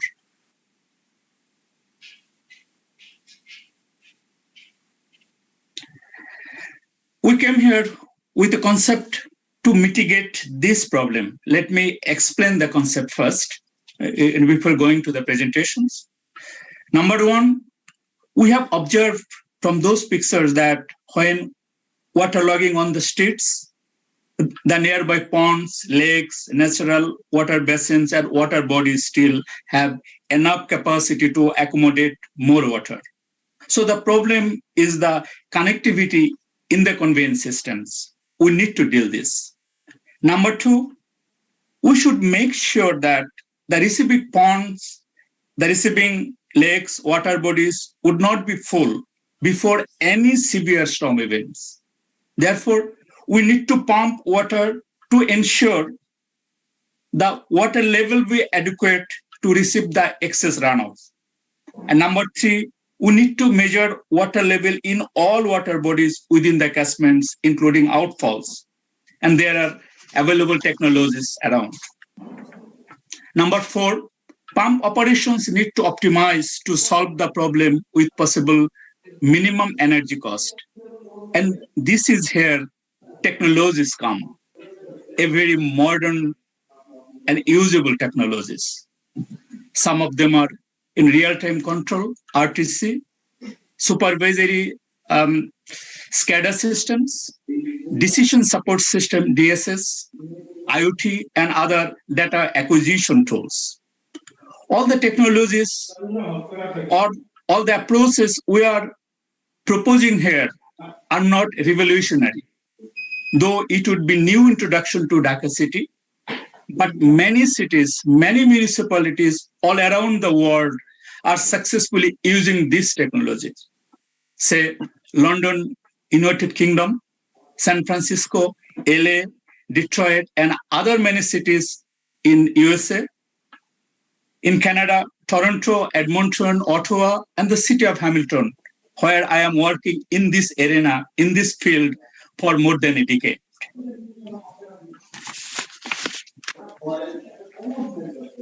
Now, to solve the problems, we need to identify the problem first. Here is defining the physical characteristics of catchments and soil parameters, and more important, to divide the entire catchments into many sub-catchments based on various criteria, but focusing on system drainage. So this is a picture we taken from a publications. It's shown in Shegun Bagitsa khal in subcasement areas with various color coded low to high elevations of of the contour maps. The essential part of catchment discretization is to solve the problem locally. Try to solve the problem locally, not to migrate or shifting the problem to other areas or other subcatchments. So this is our main goal. And the other components would be very conventional one, to know the asset inventory, linear assets and vertical assets, and that is very common for all conventional approaches. We need to upgrade this one. Bhajan, let me interrupt you for a second. Please host, আপনি যদি মাইক্রোফোনটা mute করে দিতে পারেন অন্য সবার যারা এখানে কথা বলছে না, other than Bhajan Sarkar, please. Thank you. Go ahead. Okay, thank you. And the most important components are to set in a level of services. Every cities have some limitations. No one can solve all problems at a time. Cities should have, but every city should have commitment to the public or the taxpayers, how much rainfall intensity the system will handle. We know that every rainfall events are different in terms of intensity, in terms of duration, in terms of volumes, and other environmental factors. So the first of all, the city needs to set a target to deal the problem, considering analyzing the historical rainfall data, and define and develop its own intensity distribution frequency curves, considering climate change and global warming, and finally define as in level of services to provide public and a guideline to construct infrastructures in future, in long term and in short term as well. And finally, quantify surface runoff. I don't see, Bhajan, a second. I don't see why everybody has to have their mic on. I don't understand this at all. একবার বলার পরও কেন microphone বারে বারে খোলা থাকবে? আপনারা একটু, আমি তো দেখতেই পাচ্ছি মাইক্রোফোন খোলা আছে। কারণ হোস্ট, আপনি এটা বন্ধ করুন মাইক্রোফোন। হ্যাঁ, go ahead. Okay, thank you. We need to quantify surface runoff that needs to control to mitigate the flooding. And so this is the final outcome we need to take care of. And so this is examples of IDF curves. So from the city I worked in. And finally, the mitigation approaches. We focused on the mitigation approaches in 3 areas. One is basically 2 areas. One is the source controls and other is the facilities controls. That is the conveyance system controls and the dynamic controls and operational improvements. In the source control, it is very conventional, but we are emphasizing here one thing. So that is the artificial water recharging to the ground and rainwater harvesting from rooftop. Basically, it's very simple and very cost effective, but Dhaka city can have significant benefit from this to recover its depleted water table by infusion or recharging rainwater or surface water into the ground. And the nowadays a very green and environment friendly development strategy is LID. So that should have some option, including subsurface irrigation as well. I can see some examples here from. So this is basically the contour of our water table in the Dhaka cities, and this is rainwater harvesting from rooftop. We took those images from in different cities in the world. They are implementing these things very successfully. and this is the LID, we can do it. And so subsurface irrigation by plantation and vegetations, we can have reduce the surface runoff from there as well as. And the facilities controls are basically to ensure the entire network would be functioning as designed for. And additional efforts here we can take into considerations. So that is constructing large storage underground tanks as an end-of-pipe solution. Dr. Bhajan Sarkar, you have 2 minutes left. Okay, to store excess water, during extreme rainfall, and we can easily construct it is under parking lots and any kind of playground. We can use natural watersheds and system-wide conveyance systems and outfall upgrade as well. So far what we have presented is mostly very conventional approach, but a lot to do by introducing available technologies in dynamic control and operational improvements. The concept I have explained previously by introducing a new technologies are basically presenting here in this section.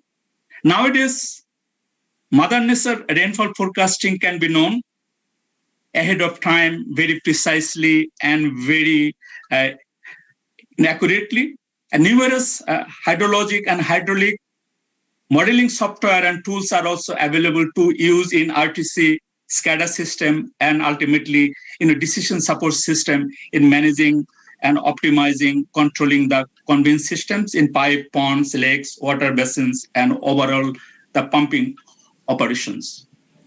You have 1 minute left. Yes.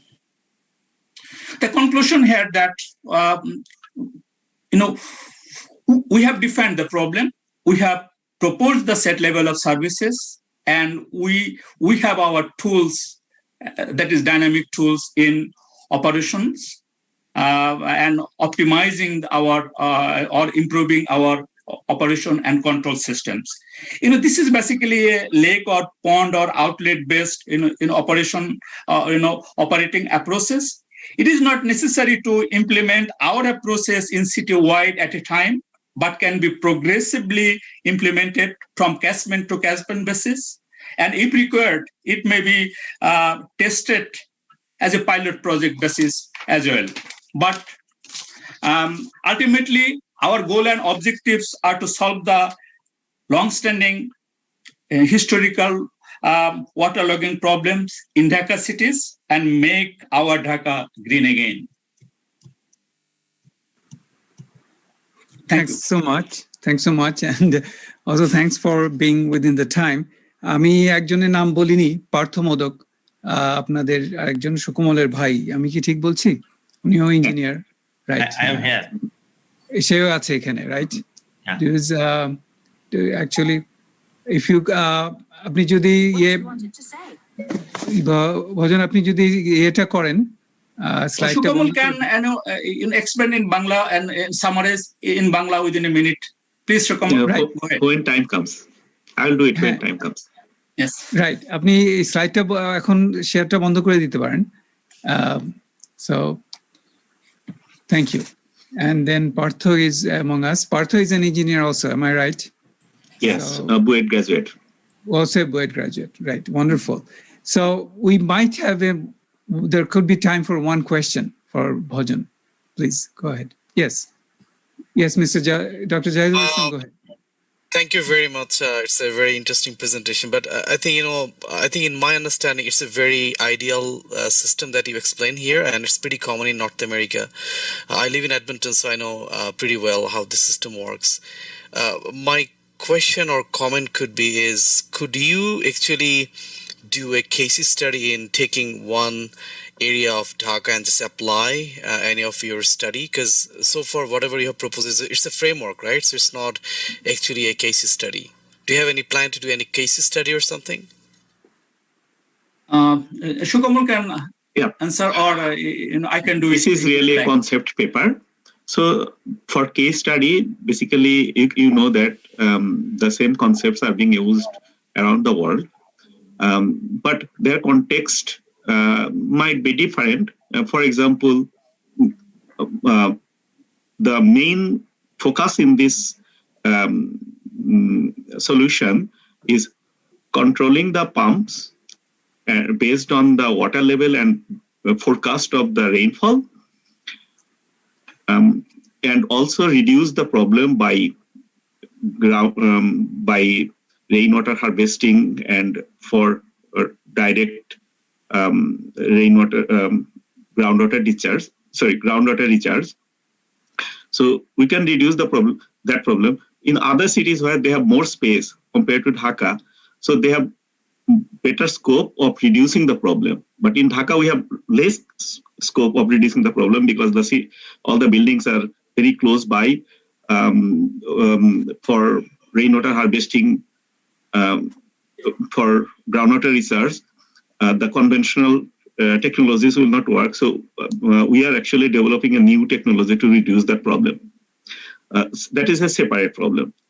But main problem is putting all of your water, letting all of your water go to nearby lake, pond, or any ditch, and you make sure the ditch is remains free before the storm comes.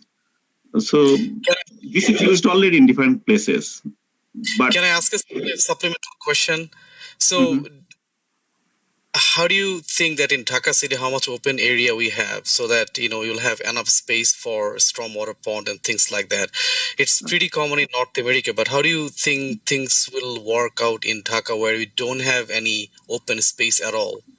That is not true. Actually, we already have two big lakes, Bonali Lake, Gulshan Lake, and Dharmandi Lake. And also there are some pond areas. So do you think that the whole Dhaka city rainwater will come to only those three big lakes? Do you think is enough? Basically we'll have to find out because we have to do the contour mapping and see the water of which place will go to which place. So that is the problem of defining the sub-catchment areas. So water will go somewhere. So every drop of water will go to some, it's a catchment area will go to some ditch, right? So let me add something with Nishu Kamal's comments or notes. So from my experiences in Dhaka and in North America, when you see that ankle to knee depth water in front of engineering institute, but you can find that Ramna Lake and some ponds in the Sarordi Uddan are still empty. So this kind of localized solution can be easily, implemented. So our main part is to discretize the catchment into different sub-catchments, not to overlapping, not to shifting or migrating the problems into the other places. Mm-hmm. So that's why our main focus would be here to just we can see a test case or pilot projects for any I think I say Dhanmundi lakes basins or lake subcatchments area, Gulshan areas and Ramna areas and those kind of things. And it said that it's very frustrating part that we know that so that is everybody is saying that our canals have been occupied by influential groups. But you ask cannot, a question, please. You cannot just let it go. Sufyan bhai, just give me a second. I just want to let me just Bhajan. I will just hold on for just a second. Do we have our fifth speaker, Bijay Kumar Ghosh, here?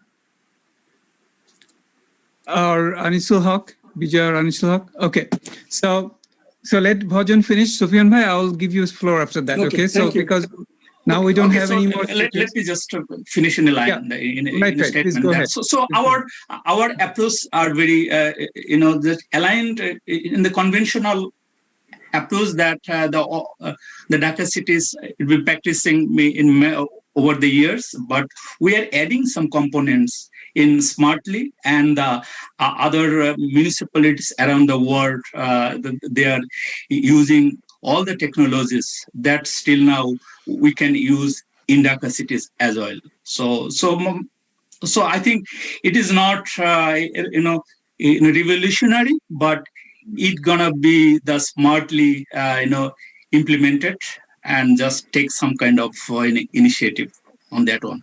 And thank you. Thank you. I Thank just you want very to add a few seconds actually. The place where you don't have natural water body, you can just add tanks. Water tank means big tank. The city of Hamilton has several of those tanks. So now the question is where we can put some water tanks. So like if we have playground, soccer field or something, so we can use this thing as dual use. So underground water tank, and on top of it, you have your regular playground. So in that case, we'll be able to store water for some time. Okay, let me get to Sufyan Bhai. Also, as Dr. Sufyan Khandekar is actually a big specialist in this field. As if you had heard him this morning, he spoke this morning. So go ahead, Sufyan Bhai. Okay, it's an interesting concept, but may not be applicable to the Dhaka city proper. So what I would suggest that, or rather, maybe I can make some comments on the concept. Concept is that Dhaka has only 4 large lakes. In the capacity, the surface water runoff is much, much bigger. As you know, the intensity of rainfall extremely high, particularly in the monsoon season. And that's what causes the problem. The transmission in the Dhaka city is very primitive. The sewer system, storm sewer system is inadequate. And also because of that flood protection embankment surrounding the Dhaka city, now the city has become a bathtub. So whatever rainfall used to go naturally cannot get out. Pumping is not really feasible. You can't pump that kind of water. You can locally pump the critical area, and it is very expensive. They have tried. They have installed many pumps. So what I have been proposing is I don't know, you are familiar with that new concept we have introduced in New York City. It is called green infrastructure. Green infrastructures are nothing but small right-of-way biofuel. We build it along the sidewalks. It's normally 4 feet by 20 feet by 5 feet deep. It allows the surface water to get in there, stored there, infiltrated into the ground to increase the rechargeability, as well as reduce the peak. The goal, the waterlogging is caused by the peak flow. So we have to cut down the peak flow. In New York City, we have installing about 10,000 of those right-of-way biofuels to capture the first 1 inch of rainfall. And that will reduce the water logging in the New York City tremendously. That's an interim solution. The permanent solution, what we call the gray infrastructure, which is being presented partly in this paper, is large detention basin. Conveyance system is the most difficult. Pipes, the sewer lines, how to bring the water. And that is extremely expensive. I did a master plan for only small portion of Queens in New York City, one of the boroughs. And the price tag was over $50 billion. Whereas this green infrastructure is so effective, it is being done less than $1 billion. So I would rather insist government of Bangladesh look into the alternate solution, the interim solution of introducing green infrastructure, easier construction, beautifies the city, collects the water, and reduces, cannot eliminate, reduces the waterlogging problem in Dhaka city. Thank you. Can I add on this on please forward? Give me some minutes on that one. Yes, go ahead. Go ahead, Vajan, please. And then when you finish it, I want to get back to actually Khalek didn't have any question, and then also to Dr. Walter Jain later. Go ahead, please. No, yeah. I've been working here for more than 15 years in many cities in Canada. To just in combating this kind of problems. So in our paper, we not only emphasize the lake-based system. Our emphasis is also the LID, low impact development,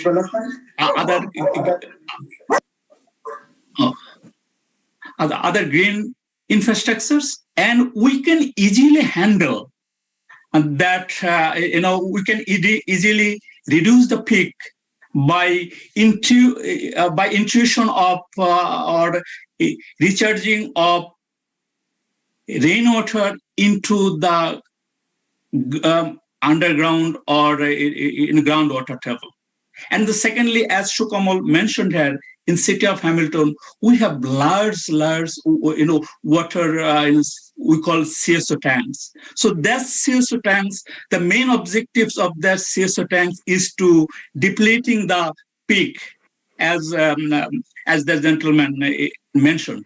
So this is not going to be only the one facet problem. So we can handle this problem from the source to the outfalls, and it is not impossible to just mitigate this problem.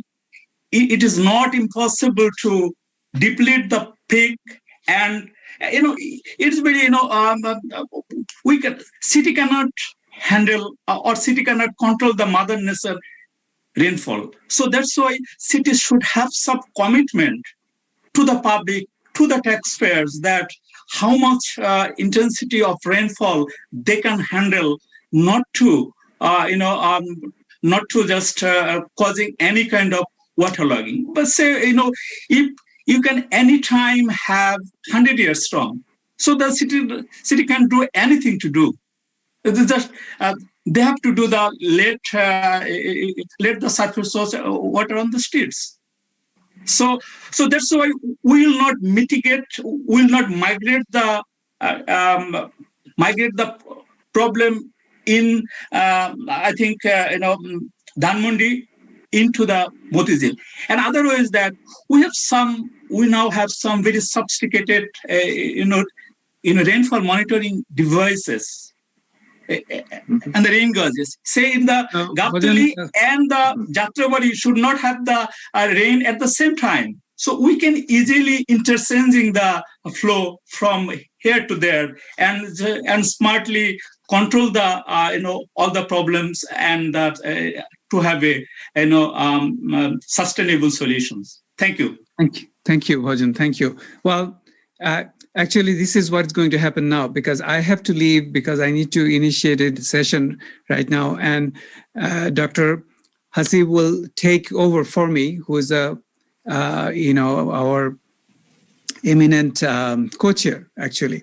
So, but before I go, and he will summarize this stuff, and so I'm relieved actually that I don't have to do it. So the one thing I was going to, just so that we have, because the other two talks also should have some questions, I will just leave it with that. One is that Dr. Khaliquzzaman just started to talk about the compact, which is the interbasin compact, where there are, all the countries which are, within this basin, GBM basin. What is this compact actually? What does it entail? If he can elaborate on it. This is number one. And number two is that, to Walter Jain, is that my question will be, again, going back to it, that how wouldn't it be, actually, this is kind of similar to what we're talking about, the rainfall thing in the city, that there is this conflict between making an elaborate system with all the controls and having some kind of a natural system taking care of it, whether it's a geoengineering versus natural system, and whether the natural system would be sufficient. And you are arguing for natural system. So he can actually put this together. With that, I will bid adieu. Sorry for this. and I will get from our friend Hasib later on all the updates. Thanks so much, and thanks for being here. Thank you. Thank you very much, Dr. Bhattacharya, for fantastically conducting the session. Thank you very much. Let us carry on. We have exactly 19 minutes left. So first, I would like to open the floor because we haven't heard any question on the talk given by Dr. Khalikuzaman. If anyone have any question, we know that. আমি একটা প্রশ্ন করতে চাই। Yeah. Halim Khan, please, বলেন। আচ্ছা, সেটা হচ্ছে যে আমরা দেখলাম যে পানির বিষয়টা আসলে ভালো মতো সমাধান করার জন্য শুধু ভারতের সঙ্গে নয়, এটার সঙ্গে সকলে যারা জড়িত সকলকে মিলিয়ে এই সাজেশনসটা এসছে। কিন্তু আমাদের সমস্যাটা হলো যে এই কাজগুলো যে করবে হুইল বেল দি কেটস, এটাই তো আসলে আমাদের দেশে পাওয়া যাচ্ছে না। জয়েন্ট রিভার কমিশন সেটা করার কথা, সেটাও আসলে করছে না। জয়েন্ট রিভার কমিশনকে কিভাবে অ্যাক্টিভ করা যায়, মানে এই ক্ষেত্রে আমাদের কিছু করণীয় বা সাজেশনস আছে কিনা, how to activate the joint river commission and as well as the government. Thank you. Thank you very much. Dr. Khalikuzaman, you now have two questions. One is from Dr. Dipen Bhattacharya and the one from Halim Khan. Please. All right. Thank you for listening to our talk. So আমি যেটা আমি বলবো, যেখানে যেহেতু আমার কো-অথর doctor Zahidul ইসলাম আছে, আমি তো প্রেজেন্ট করলাম। এখন সে যদি কিছু প্রশ্নের উত্তর দিতে চাই, that will be wonderful too. Do you want to do that, Zahid? So we know we think alike. So I just wanted to give you a chance, and then I'll make some maybe complimentary comments. Actually, what I can do, Khalik Bhai, I can just start something and then you can add on this. Sure, and sure. If you guys are okay, I wanted to speak in Bengali because that will be much easier for everyone.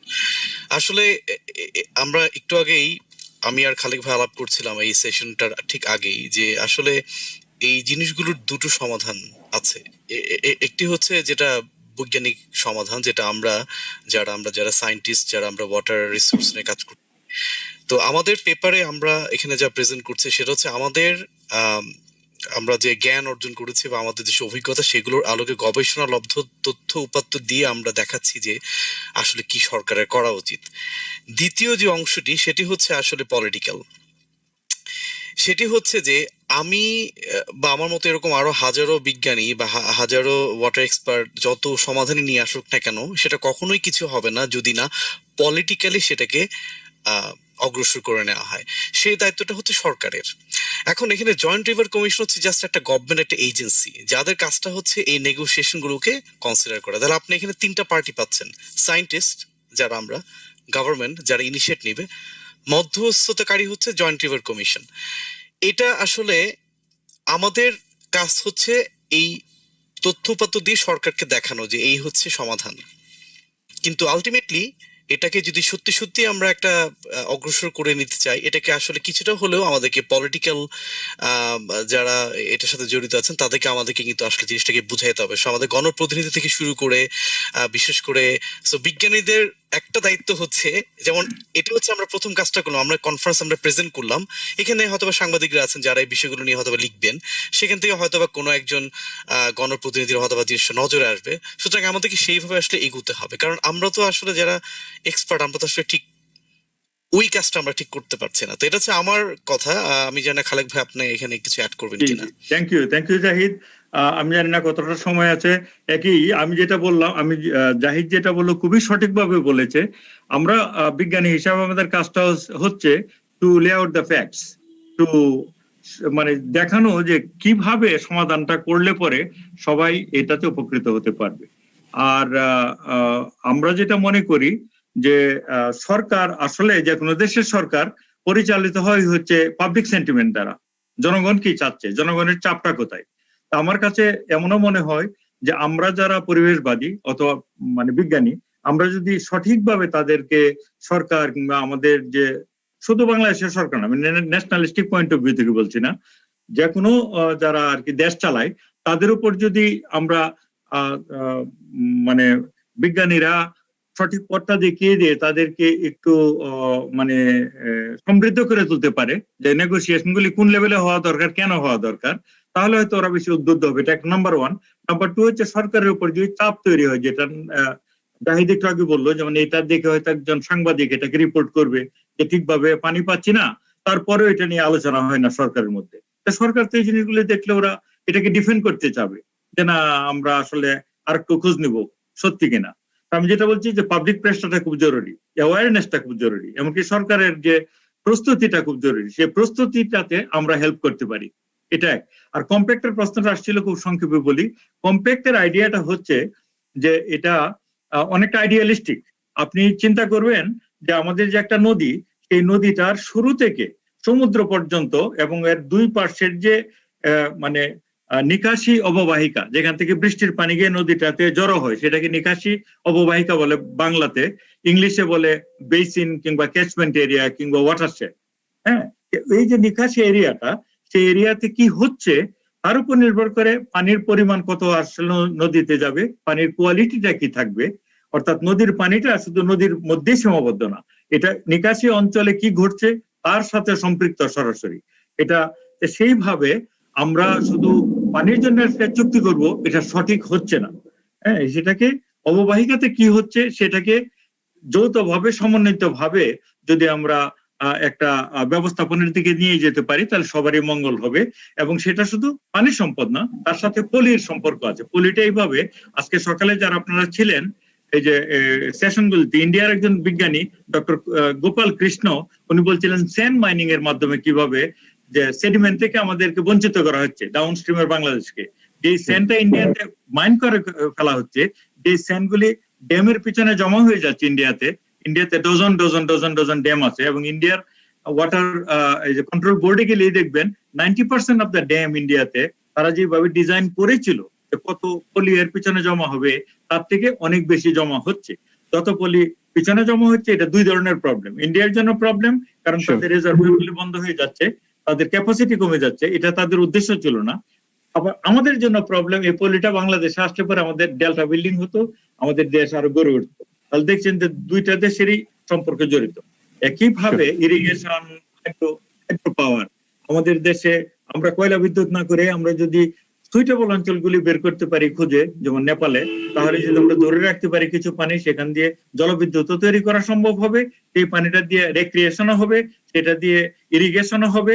আবার হচ্ছে যে শুকনো মৌসুমে যখন আর কি জানুয়ারি থেকে অর্থাৎ March থেকে মে পর্যন্ত পানির দরকার ফারাক্কা পয়েন্টে, সেই পানিটা খুবই টার্গেটেড ওয়েতে রিলিজ করে গঙ্গা ফারাক্কার যে ব্যারেজ, সেখানেও পানির সাপ্লাই বাড়ানো যাবে। আপনি দেখছেন একটার সাথে আরেকটা কিভাবে জড়িত। তাহলে নেপালে কি করছে, এটা আমাদেরকে এফেক্ট করে বাংলাদেশে, কিন্তু এখন নেপাল আমাদের চুক্তির অংশ না।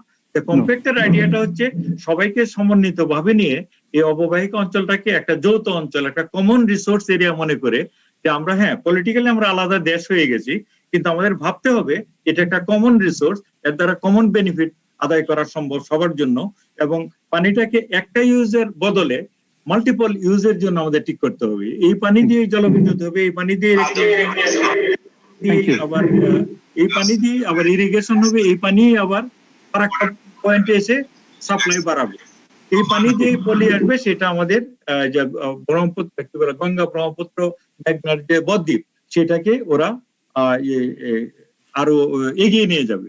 আমার ধারণা যে আপনারা কিছুটা বুঝতে পেরেছেন। এবং আরেকটা কথা, পৃথিবীতে যতগুলি বড় বড় নদী অঞ্চল, সেগুলি কিন্তু অববাহিকা ভিত্তিক যে ব্যবস্থাপনা কাঠামো, তার মাধ্যমেই পরিচালনা করা হয়। যেমন দানিউব রিভার কমিশনের কথা আমরা বলতে পারি, রাইন রিভার কমিশনের কথা বলতে পারি, মেকং রিভার কমিশনের কথা আমরা বলতে পারি। এমন অনেকগুলো নাইল রিভার ইনিশিয়েটিভ বলে একটা জিনিস আছে।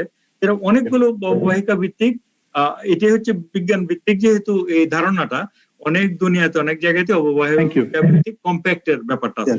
কম্প্যাক্ট আসলে গোজ ওয়ে বিয়ন্ড ট্রিটি। এটা হচ্ছে it treats all the resources, not only water, as a common resource. Thank you very much, Dr. Khaled. And Dr. Jahidul Islam, thank you very much for explaining that the role of scientists to highlight the facts and the evidence so that the politicians and the other stakeholders can take things forward. Thank you very much for highlighting that connection.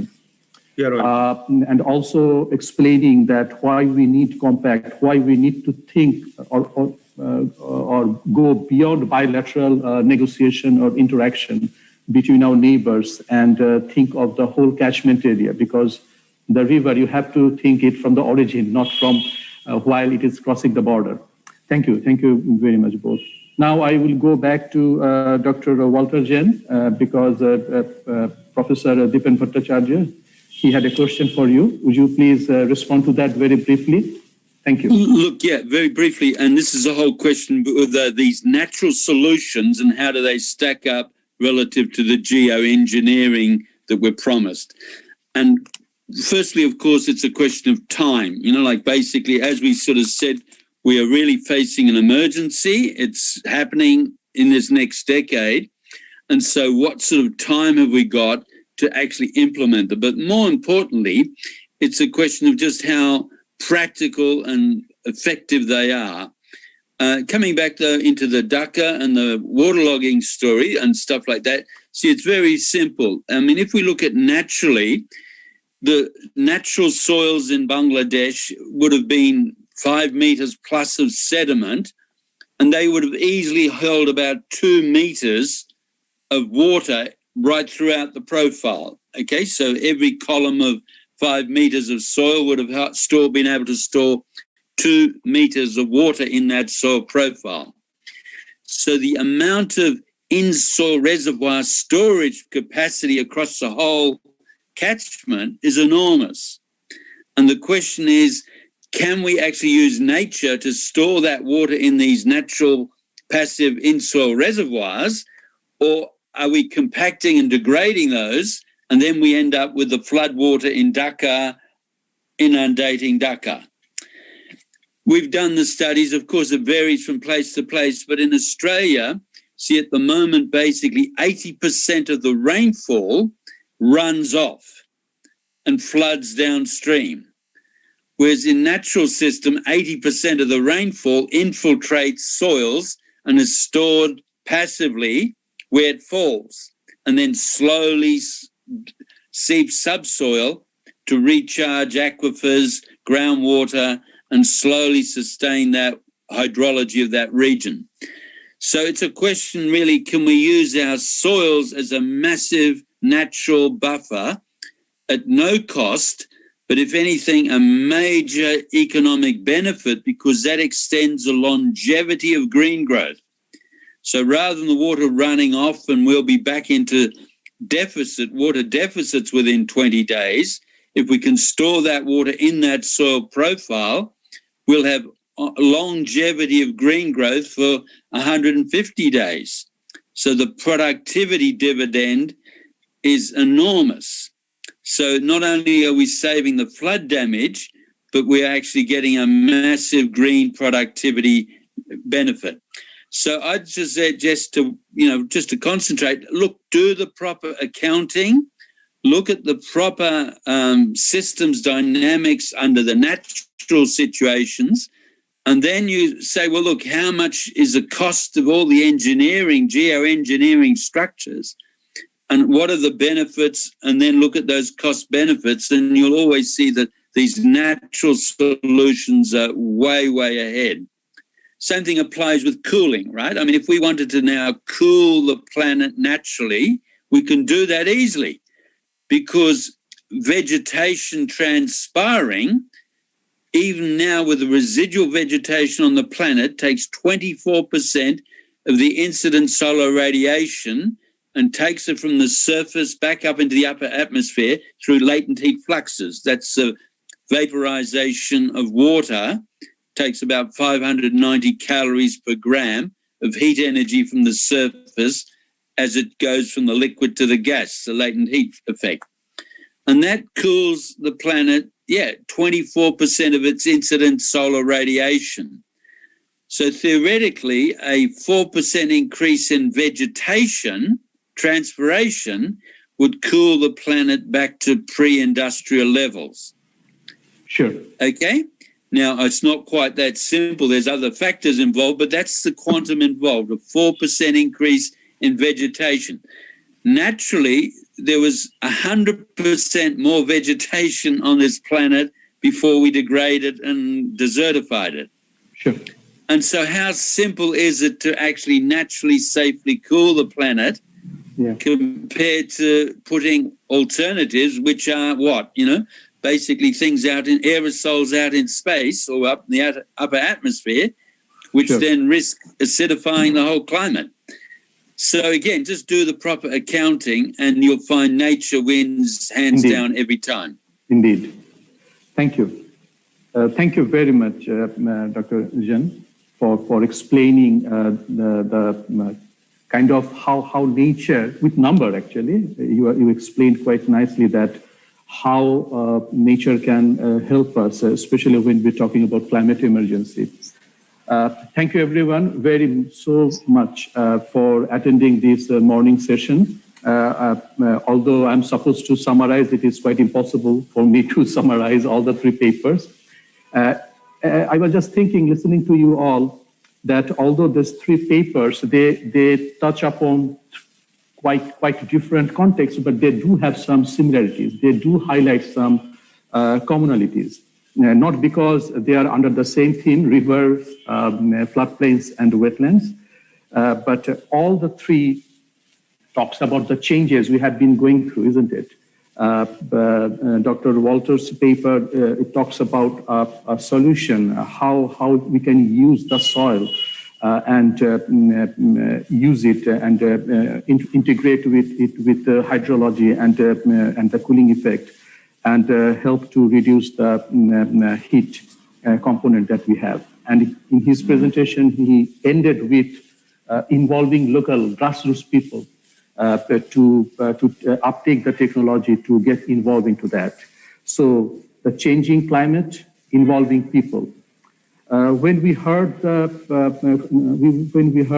Khalikuzaman and Dr. Jahid's paper, we not only thought an alternative avenue to kind of negotiate with our neighbors for water in this huge delta called Ganges, Brahmaputra, Meghna, which is huge. We, Bangladesh, only have 8% of it, the catchment area. 92% is beyond our control.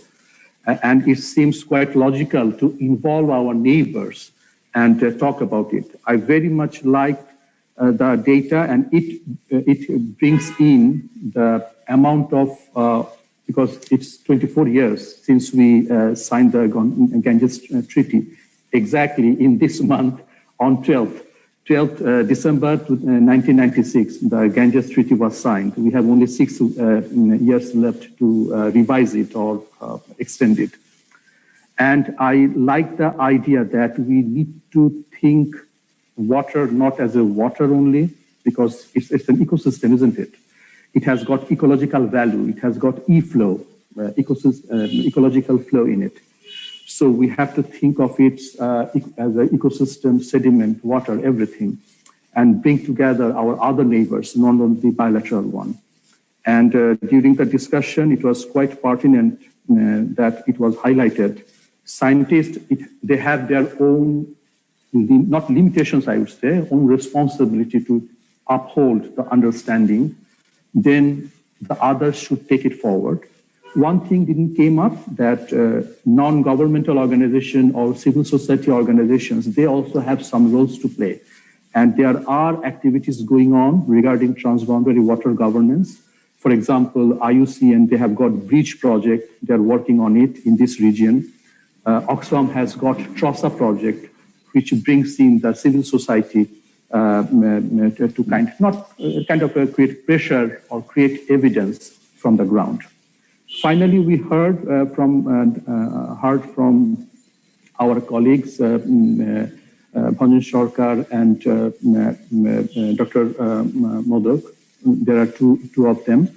And we heard that how to handle Dhaka's waterlogging. And again, there is another thing that came up, was how to use the nature or natural processes to get rid of the extra water. And Dr. Sufyan Khandekar, he also highlighted the fact that green structure, the green infrastructure that was quite cost effective, which practiced or implemented in New York. So I see a commonality among all these things, and the word also came up is nature-based solution.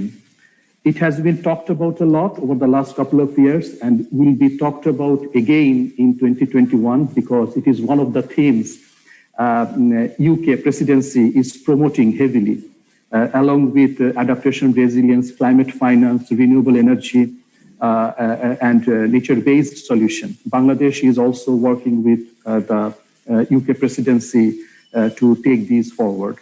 And I very much appreciate all your contribution that we need to look into the nature for our solutions, to manage it properly, to handle our societal challenges like climate change, like biodiversity loss, water insecurity. And thank you very much, you all, for your presentations, your thoughts, sharing your thoughts, and the participants. You asked some fantastic questions. We had a very good discussion. I conclude here. I wish you a happy new year, obviously, and a safe and sound days to come. Thank you all. Thank you very much. I hereby conclude the session. Thank you all. Thank you, Dr. Hasib. You really thank you. Thank you, everyone. Thank you. Thank you for the nice questions. So we can continue this discussion outside of this as well. Excellent. Exactly. You are right. Bye for now. Take care. Thank you. Thank you for nicely summarizing all this and seeing that eye. And that is all about finding the commonality in this, like the nature as a solution, understanding natural processes, not to defy them.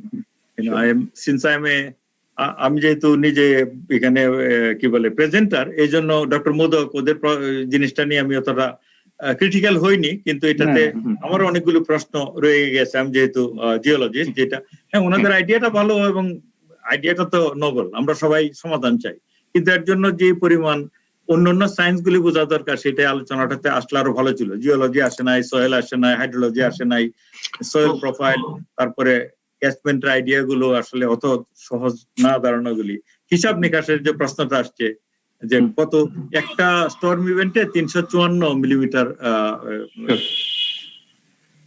অর্গানাইজারদেরকে বলছি, আপনাদের কি কোনো announcement আছে বা কিছু? তা না হলে আমরা চলে যাচ্ছি। জি, চলে যাওয়াই ভালো। ওকে, থ্যাংক ইউ ভাই, থ্যাংক ইউ সো মাচ। খালিক ভাই বলেন। Bye bye. খালিক ভাই বলেন। হ্যাঁ, থ্যাংক ইউ সো মাচ। আপনারা যদি কন্টিনিউ করতে চান আপনারা কন্টিনিউ করতে পারেন। আমি 1 মিনিটে বলতে চাই, কিন্তু লাইভটা বন্ধ করে দিলে ভালো হয়। আমি 1 মিনিট একটু বলতে চাই, 1 মিনিট একটু বলি। আমাদের সেশনটা শেষ হয়ে গেছে, কিন্তু আপনারা যদি ওকে আপনারা কন্টিনিউ করতে পারেন। 5 second I need a 5 second. Okay, just to let you know that Bapa Ben has bought out a supplement. One is daily newspaper in Amader Shomoy. This is the first time we have a supplement on the newspaper for free. So everybody should collect. There is some important articles there, number 1. And number 2, there is also another bulletin online newspaper, Pre-Australia. Please click on there and share with everybody. There is a lot of information, written information there. Thank you very much. Thank you, sir. Allah Hafiz সবাই। একটা announcement ছিল, 4 number লিংকে kindly আপনারা join করবেন, ওইখানে আমাদের session চলতেছে sir.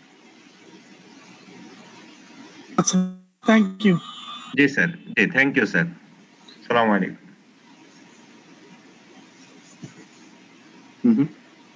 Morshed ভাই আছেন নাকি? মোর্শেদ ভাই